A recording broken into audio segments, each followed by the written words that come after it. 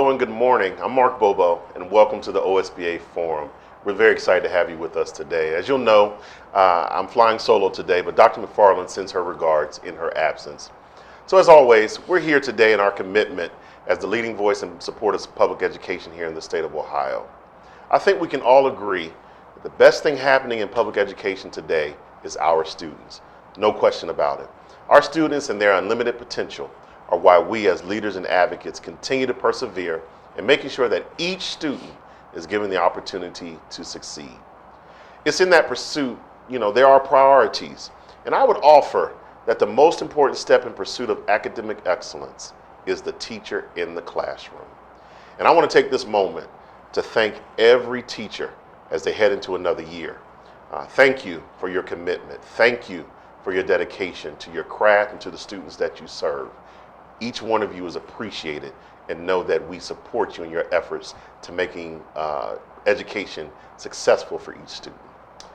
But as we look at the landscape of education, we have seen an exodus, of teachers and administrators leaving education, and we've seen each of our districts being impacted by this in some way, shape, or form. We have to agree it's a real challenge. And so today, as we always want to talk about the most pressing issues in education, we want to talk about teacher recruitment and retention. And we're grateful to have some experts with us today that can help us with this dialogue. So I want to first introduce Dr. Jennifer Kelly, who serves as the Dean of the School of Education at Capital University. Dr. Kelly is a tenured full professor of education and has served on the faculty at Capital since 1999. Her appointment as the first African-American Dean of the Dean of the School of Education at Capital highlights a career of distinguished administrative and service contributions to the university. Most recently, she served as Associate Dean of Clinical Partnerships for the School of Education, where she was instrumental in growing key partnerships with various schools in Central Ohio. We also have Dr. Nisreen Dowd, who's an assistant professor of education, and she also serves as the director of the Capital City Teacher Residency Program. And we're anxious to hear about that. It's an innovative approach to becoming a teacher aimed at diversifying the field and creating a more accessible and equitable pathway for future teachers. Prior to this role, she taught 4th, 5th, and 6th grade in Northern Virginia in Title I inclusive classrooms. And finally, we have Dr. Bradley Conrad, who is the Cotterman Distinguished Endowed Chair and Associate Professor at the Capital University School of Education. He has published several articles in the areas of curriculum, teacher dispositions, culturally responsive pedagogy, perceptive teaching, and the arts in education. In K-12 education, he has been a substitute teacher, high school English teacher, department coordinator, instructional coach, and new teacher mentor during his career beginning in 2001. So welcome to each of you. Thank you all for being here today. Thanks for having us. Really appreciate it. So as we start the discussion, I always kind of come from my perspective and share, what I feel. When I was growing up, we would be in the classroom together and people would say, what do you want to do for your career? Someone would say a fireman, someone would say a doctor. But there would always be kids that would say, I want to be a teacher like Mrs. So-and-so or Mr. So-and-so. But I'm not sure if we're hearing that same type of thing from our kids today. And I'm talking, further in their high school careers, I'm not sure how many kids today are really saying, I want to go into education. Now, is that something that I'm just seeing and we're seeing anecdotally? What are you all seeing on the higher ed perspective, from that perspective? What are you all seeing in regards to undergrad? Dr. Kelly, I'd ask you to start us off. Well, thank you for having us, and this is an exciting topic. And I think what I'm seeing as an individual is a lot of times we see kids that say that. I think they're still saying that, and but I think you talked about exodus. In terms of education, I think what we're seeing is almost this emancipation of freedom of how we can go into education. And so there are different routes. So I think hearing someone say, I want to be a teacher, there are more questions around that and understanding with everything that's going on in education now, with mandates, with salary.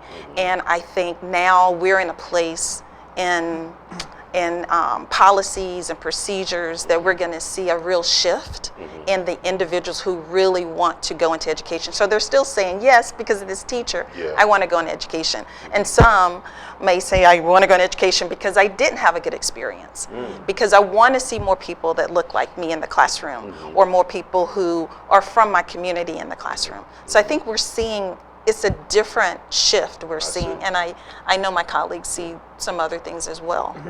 Yeah, I would agree. I think we are still seeing some students that say, I do want to go into teaching because I've been inspired by somebody that I had. But I think we're also seeing a lot more of the non-traditional students that are saying, I want to go into teaching because I had an inspirational teacher way back when. So where we may not be seeing it from some of our high schoolers, we're starting to see this shift of people who are career switchers more. We're saying, I've been doing this for so long, but that's not really where my passion lies, and I'm finally recognizing that teaching is for me, and I have still been inspired by somebody in my past or in my educational career. So I'll take like the sort of researcher's view, right? So the numbers bear out exactly what you're saying. It's cratering how many people are getting into teacher education out of high school. Also, the number of people that are just even want to be teachers in the traditional route, those numbers are still low. We maybe on the ground level we're seeing that certainly, but it's not a desirable profession. And anecdotally, I'm hearing even parents, when kids are saying, "Hey, I want to be a teacher," the parents will say things like, "Well, no, I'm not paying for college if you go become a teacher," which is it's a terrible state of affairs because of and we won't go down the rabbit hole of why, but it's become a less desirable profession because of a number of different things, and it's the number one cause, the way that the profession is viewed, the way that the lack of autonomy is the number one reason teachers leave the profession. And you know the numbers, 50% within 3 years, 3 to 5 years. And so I'm hearing, some of the things that I believe to be true, but I'm also hearing that there's this shift in regards to how people come into the field, and they're coming maybe after they've done other things. I came into education, I would say, in the second half of my professional career. So I totally get that perspective. I do want to deal with a little bit of the rabbit hole, though. When you all hear from undergrads or even hear from people who are in the field now, what are they saying are some of the challenges that they see? You mentioned policy, you mentioned salaries. What are some of the challenges that they are seeing that would maybe prevent or maybe consider them doing something else outside of education? What are you all hearing? I think one of the things that's really important to understand in terms of policy is the licensure exams that individuals have to pass to become a teacher. So that's something, as you're looking at these traditional students coming into the program, that they come in, but they don't actually graduate with the degree because of some of the policies within the university and within the state, because of licensure requirements. And so I think that's important to understand. So I just wanted to mention that as you talk about some of the other policies. Yeah, and I think Brad mentioned one of the biggest ones, right, is this autonomy. We've taken a lot of the pedagogy of teaching out of it for teachers, and that's something that we're still teaching them, right? We're still teaching them, you are the one that knows your students, you are the one that's developing the pedagogy, developing the curriculum, developing the instruction based on the needs of your particular students. And we're seeing this shift a lot in schools of not allowing teachers to do that and taking that away from them. And teachers feel it, right? When they're handed a lot of textbooks or they're handed a lot of these programs and saying, you need to follow this script to a T, I'm no longer getting that autonomy and that freedom as a teacher that I've been taught in my educational program. Yeah, I got to go down the curriculum road. So I'm a curriculum guy, right? I've written a lot about curriculum. We teach class together where students learn how the different approaches. We use my book as a textbook on the 5 different approaches to curriculum design. So you have an intention behind what you do and why you do it. Now what's interesting is there's also a field component. And they go out and we have them look at different things, including curriculum. So during the time that they'll look at specifically at curriculum, we're seeing a lot of scripted, no autonomy. When we teach the student teaching seminar, we have the EdTPA, right? And they have to write a small set of lessons and then teach it. A lot of times they have to teach right from the script. It totally deprofessionalizes teaching. It takes the creativity and the joy out of what I think is probably the most important and most powerful piece that the teachers have is the curriculum and what happens in the classroom. It's completely and utterly disempowering. And for our teachers that are in the classroom and even our students, it's disheartening. I've often said, like, we should just hire starving actors for $10 an hour and just have them read the script. They're way more interesting than I am. But there's a lot more. The thing is people act as though curriculum writing isn't some sort of an art or a science. It's both. And I think that gets lost in the shuffle because of the various policies that we've talked about, from teaching to the test and standardized curricula and so on. Yeah. So let me push you a little bit on that. Yeah. So I understand that perspective of, some of the teachers are asked to teach to a script. Yes. But doesn't that also confirm or determine that the student will get the appropriate information that they need in regards to from that curriculum? Kind of, but not. Sometimes. Kind of, but not. And, Okay. and I also would argue very strongly, and I've actually written about this, it is the antithesis of culturally responsive teaching. Because when a scripted curricula is written, it's written by someone outside of the context of the community, the school, etc. They don't know the kids in the room. They don't know the needs of the community. They don't know anything about that context. And my argument would be, that's not even my argument. That is the opposite of what culturally responsive is. Because to be culturally responsive and to be is to bring in those assets. So it sort of puts education in a little bit of a vacuum, and it ignores the bigger context, and more importantly, for kids that are more resistant, right? And this is honestly, we see a lot of scripting in like urban schools, right? We see a ton of that, and behind the idea that we want to make sure that everybody gets the same, information, education, etc. But the problem is it's not interesting a lot of times, right? Because it doesn't take into account the interests of the kids in the room. And then again, the teacher gets a good teacher, knows that. They know their kids, they know what's interesting, and they know how to pull on those levers to write curriculum that's interesting and engaging and enlivening. I think it's finding a balance, right, for teachers. I do agree. There are some great programs out there. There are some great scripted programs, but it's this idea that we do need to find a balance, because those scripted programs don't know my kids. They don't know my kids in my classroom. Yeah. They don't know the whole child. They know this is what they should know by the end of first grade. This is what they should know by the end of second grade, which is great. But that also doesn't tell me what has been happening with Johnny at home for the last year, and doesn't take into account all of those other things that go within teaching the entire child. And there's no differentiation as much as we really want to see. So we need to find this balance between, I'm going to use these scripts and these programs, but I'm also going to be okay with this teacher saying, this is not for this particular group of students, because that's not where they are developmentally. Great point. I'm a little biased. I came out of high school administration.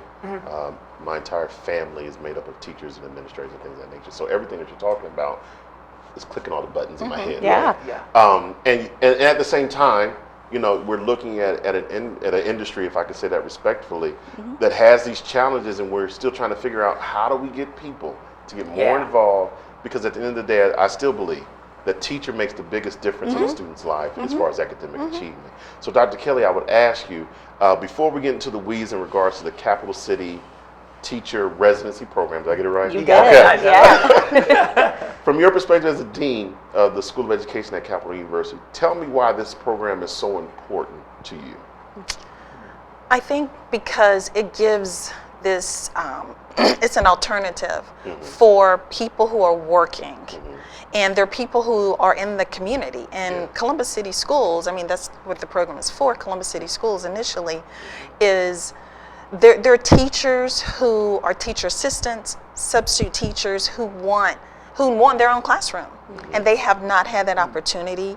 And I think at Capital University, we have the resources, we have student success, that support that some of those individuals need, the one-on-one, because any university can do this. But I think this particular program has taken the time to sit with teachers and administrators in Columbus City School to develop a curriculum that is instrumental in having students succeed. Yeah. And I'm actually a substitute teacher in Columbus City Schools, and I do my Friday, Monday half days.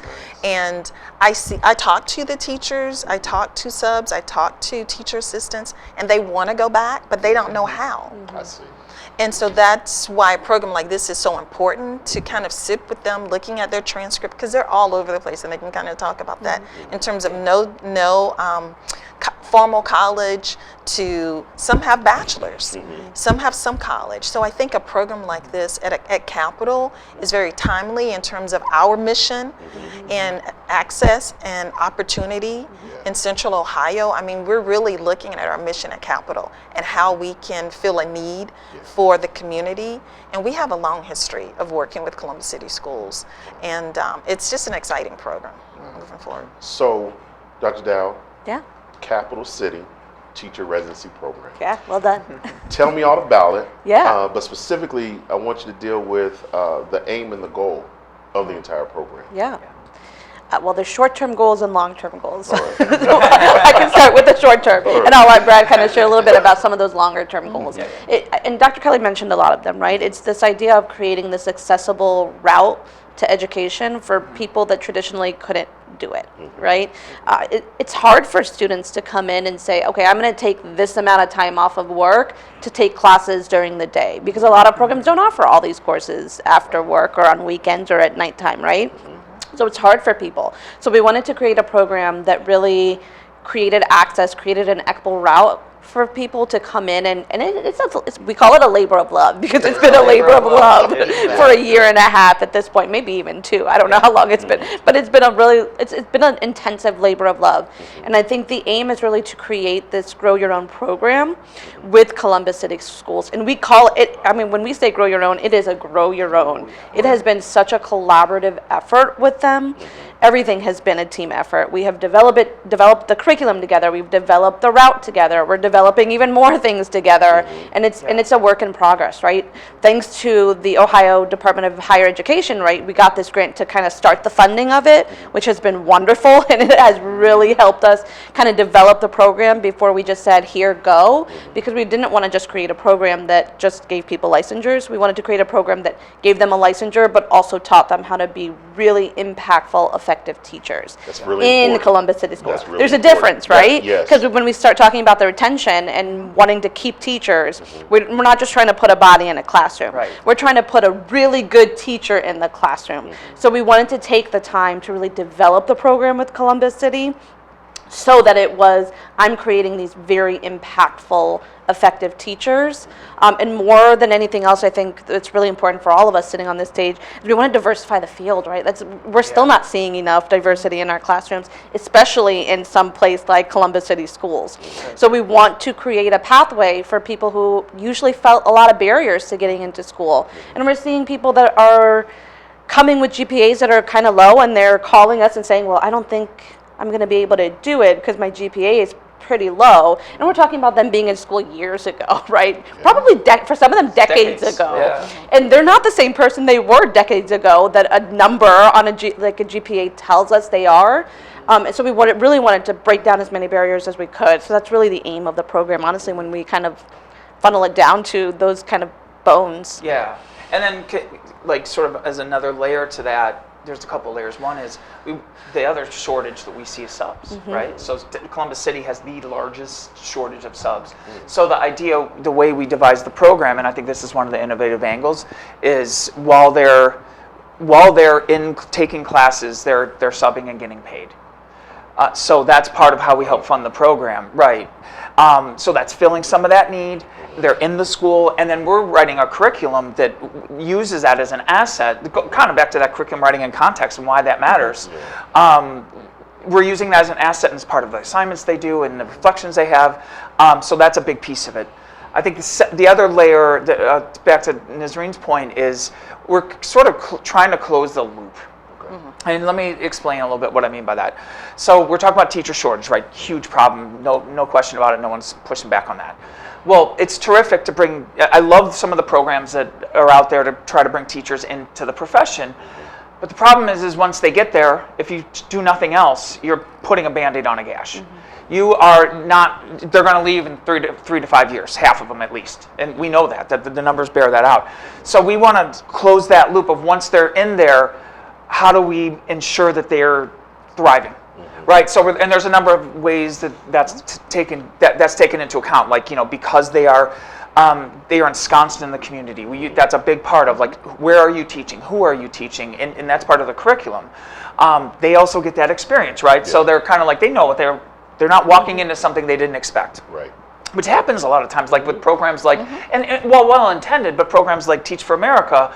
A lot of these folks walk into schools and they're like, what is this? And they're not prepared. They're literally not prepared, like at many levels, but let's not go there. The other piece is coming all the way around is what are we doing then after those 2 years?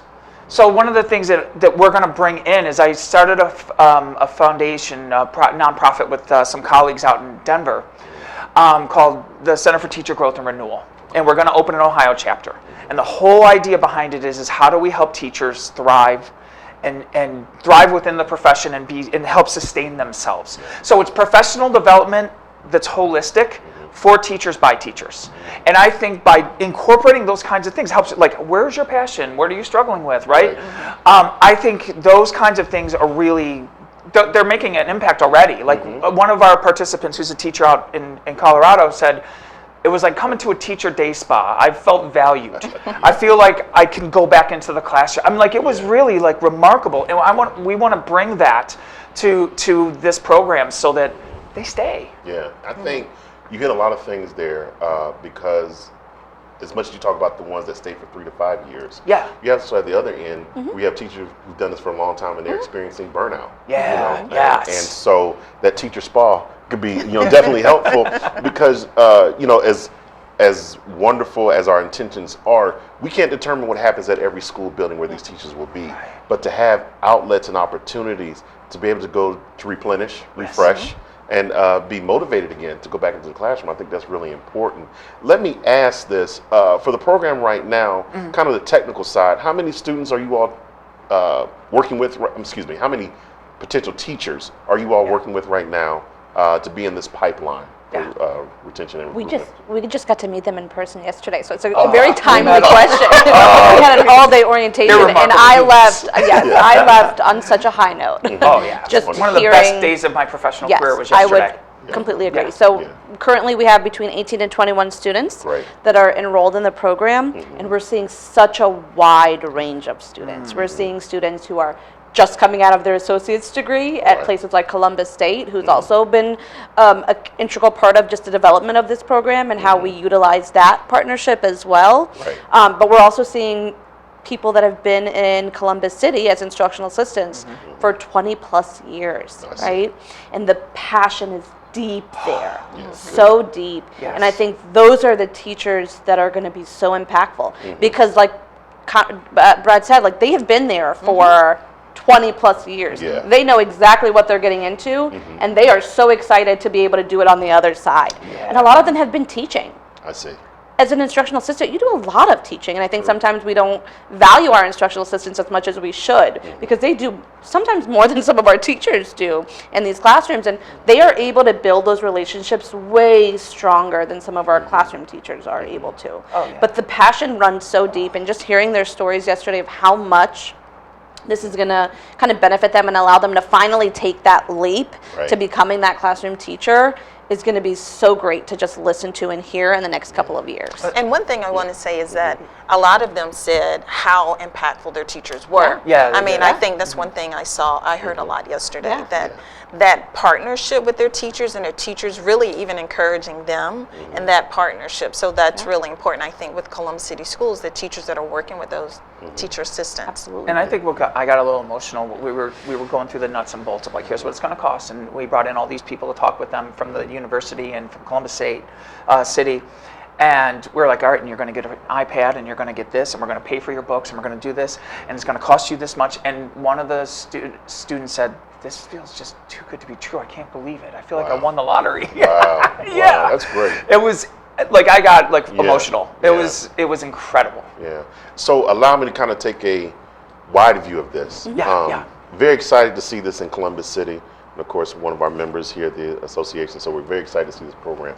But pulling it back, we have well over 700 districts, ESCs, and things of that nature.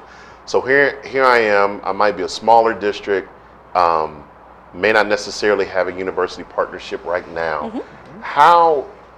What would you suggest to how to get something like this started or even emulated in my district, where I'm starting from scratch? I have the same problem, or same need, excuse me. I have a teacher shortage. How would I get something like this started and generated at my local district? Any suggestions at all? Call us. That's the first one. It's replicable. It wanna is. Speak to that? No, go for it. Yeah, it's totally replicable, and we want to. That's our goal. We want to make this program wildly successful, so that we can take the show on the road to other districts across the state, across the country. It is completely replicable. It's really about getting the players at the table, I think, is where you start, right? Where you got to look at the localities, and I know, like, we're thinking like rural even. So rural districts tend to be significantly smaller than Columbus, obviously. But we're in, like, where can we geographically bring a few of them together? Where are the universities around there that can help develop this program, and getting them to the table together, because it has to be done together. Right. It can't be like the university comes up with an idea and goes, here, we're going to put this program on you and we'll fix you, right? That's not, it's dishonors the district, honestly. Right. And it ignores their needs. And I think, but it's totally doable. And I think what came out Friday, I don't know if you saw the announcement from the governor about teacher apprenticeships. And I mean, there's an application process, and I think Capital has been a leader in terms of preparing for this coming. I think we can see the future, right? And I think the team at Capital has really shown Ohio how you can do this for the teacher apprenticeship model, and it comes out of working with schools and districts working together. So you already have that happening, but the uniqueness of this program is how it was developed, the courses, and looking at existing courses, making them online, having those conversations. And I think that apprenticeship piece, where the Capital City Teacher Residency can grow. So you're looking at not just districts and universities, but it could be a consortium of districts that are in those areas, and having them come together to do an apprenticeship program, and you can talk to ODHE and some of their individuals there for that. But I think Capital's program of how that was developed is so important, and having mentor teachers. Some of the things they put in their program is exactly what they're asking for the apprenticeship. And so we already have that model ready to go for whatever those districts. So districts and schools have certain needs in terms of, I mean, everyone, intervention specialists with special ed or science, whatever those specific needs are, you can focus on those needs. So I think a program like Capital can go in and say, this is how we did this. Invite them to talk about that at their consultants, different roles. Absolutely. So we're really at a really good trajectory in terms of Ohio and what they want to do with programs like this, adult populations, people we know who are going to stay. They're already proven they're going to stay in the programs because they've been there for 20 years. And I've seen it in a community. I mean, there are people, we have huge communities, especially urban settings, with even people who have volunteered for years. I used to do dialogues in Columbus and certain areas, Linden, different areas, and we did dialogue. And in those dialogues, when I would have parents come, grandparents, I even had one of the city officials came, just having conversations. What do you want to know more about education? At the time, it was Common Core. We were talking, they didn't understand Common Core. And I just did a really basic, dialogue. But I think it's really important to see what those communities need. The people who can stay in those communities, they see them in their community, the kids see them. It's a win-win. Yeah, I think, and as you look at different ways, we're solutions based, right? Yeah. Oh, absolutely. And so the problem has been identified, and what you all have brought today is a solution to that issue that can be replicated. Yeah. Oh, which absolutely. which is very important for our membership, because we're the school board association, and our school board members are watching us and wanting to know, how do we address this problem, and what you all have offered today is a way that could possibly work for every district that's here in the state of Ohio. And I challenge every district to literally have a person that's assigned to, whether it's a program like this or mentorship or the apprenticeship program, they're the person who's running that as a coordinator or director for a program like this, to work with universities, and especially the apprenticeship, because it's kind of already in place. They're starting that to And it's basically devote money and synonymous with funding. residency. right, exactly, residency, Yeah. exactly what it is. Can I? Yeah, go ahead. And I think one of the biggest things, I don't have actual data on this, but one of the biggest things that I think has come out of this, it's a breath of fresh air, honestly. And because teaching has had, we harp on this, like there's a teacher shortage. People don't want to go into teaching. Nobody wants to do it anymore. It's a not desirable profession anymore. And what we're seeing is such a breath of fresh air, because we're hearing people that are saying, I've been wanting to do this forever, and I just haven't found a program that's suited for me, my needs, right? It's this idea that there are actually a lot of people that want to be teachers. They just can't find the avenue to do it anymore. And financially, cost is not, I mean, educational costs, higher education, Yes. It's not cheap. continues to increase, right? Yes. Which means even more people are saying, I definitely can't do this now. Right. But we're trying to offer this way of, I can keep my position, or I can keep an income flow while I pursue something that is so important to me. Yeah. That's one of those many barriers, right, that we're Right. trying to get rid of. Yeah. I would say a couple of things. How do I want to say this? So I think I was said flippantly before, kind of like, oh, call us, but we really seriously mean we will help anyone. All of us are in this, like just about every teacher ever, right? Because we want to make a difference in the lives of kids, in the lives of teachers, etc. So that's where the labor of love comes from, I think. The other piece I did want to add is, we've talked a lot about non-traditional students, but it's also the Grow Your Own. The other layer of this is we're working with the kids in K-12, and the kids early on. We want to start talking to them. We're working with the Teacher Academy, right? And kids that are like maybe not knowing they want to be a teacher, and we want to pipeline them in. So this is where our partner at Columbus State comes into play, because of the Columbus Promise. When Columbus City School kids graduate, they get 2 years free. Right, so they funnel through there. We have an articulation agreement. We've worked very closely with Columbus State. Their curriculum aligns with our curriculum, so by the time they're done, they're ready to jump in. Wow. And they are going to become capital city teacher residents or apprentices or whatever we're going to call it. It doesn't matter, because it's the same thing. But then, and the really cool part is, so I get excited. So Columbus State is now working with Columbus City to get them in the classroom as early as like year 1. Oh, wow. So they will have conceivably been not only come up in that community and in that district, but been in the schools for 4 years by the time they're ready to get hired. Wow. Which is That's amazing. powerful. Yeah, that's very powerful. It goes back to what you started with, right? The I want to become a teacher. We're not seeing it as much in high school anymore. So that's part of the long-term goal of the entire program, right? Is when we say Grow Your Own, we mean we want to take them from Columbus City School students to Columbus City School teachers, right? So that's where we see that real Grow Your Own, that meaning. That is the meaning of Grow Your Own. You're developing these students who then come back to the district as future teachers. And it's reminding them in those high school years that this is attainable, I can do this, and here's my pathway already laid out for me, so that they can see that it is something that they can achieve, and it is possible within those 4 years that I would have gone to school, and a lot of it can be paid for, if not all of it, at the time that you are done, right? Exactly. So it becomes way more, we go back to this accessible piece, and this equitable piece, it becomes way more accessible and way more equitable for so many more students who are in the Columbus City School District and beyond, once we kind of grow it, right, past just Columbus City Schools. Yeah, I think that's what's most powerful. Grow your own, literally meaning I'm a local student, Yes. and I can stay in that pipeline and help my local community. I'm dedicated to it, and I want to make a difference here. And I think that's what's powerful about the potential of this program. And again, for our membership that's listening, I think this offers hope. There's another opportunity that we can address this issue and hopefully begin to bring some resolution to it, one small step at a time. Definitely not going to happen overnight, but I see this as a potential. So, Dr. Kelly, Dr. Dow, Dr. Conrad, thank you all for being here today. Oh, thank you so much for having us. Truly appreciate this dialogue and conversation. And as always, we hope that you have been benefited by the time we've shared together.